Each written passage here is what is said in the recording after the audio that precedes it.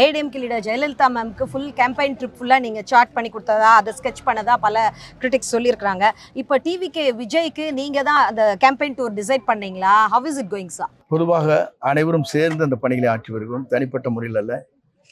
அதிலே கழக பொதுச் செயலாளர் மற்றவரும் இணைந்து நாங்கள் அந்த பணிகளை ஆற்றி வருகிறோம்.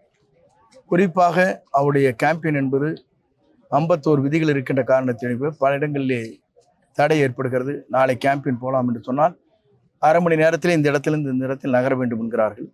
அது நடக்கிற காரியமாக இருக்காது. நேற்று நீங்கள் பார்த்திருக்கக்கூடும், ஏறத்தாழ 3 லட்சம் மக்கள் திரண்டு சாலையில் என்று வரவேற்பை தந்தார்கள். அப்படி வருகிற போது மணிக்கணக்கிலே ஆகுமே தவிர அவர் சொல்லுகின்ற மணிக்கணக்கில் அரை மணி நேரத்தில் அந்த இடத்திலிருந்து அவர் வெளியே செல்ல இயலாது. மக்கள் சக்தி ஒன்றாக திரண்டு வருகிற போது ஒரு தலைவர் ஒரு குறிப்பிட்ட எல்லையிலிருந்து மற்ற எல்லைக்கு செல்ல இயலாது. தமிழ்நாட்டில் பணம் கொடுக்காமல் லட்சக்கணக்கான மக்கள் வருகிற ஒரே தலைவர் நம்முடைய தமிழக வெற்றி கழகத்துடைய தலைவர் தளபதி விஜயை தவிர யாரும் இல்லை.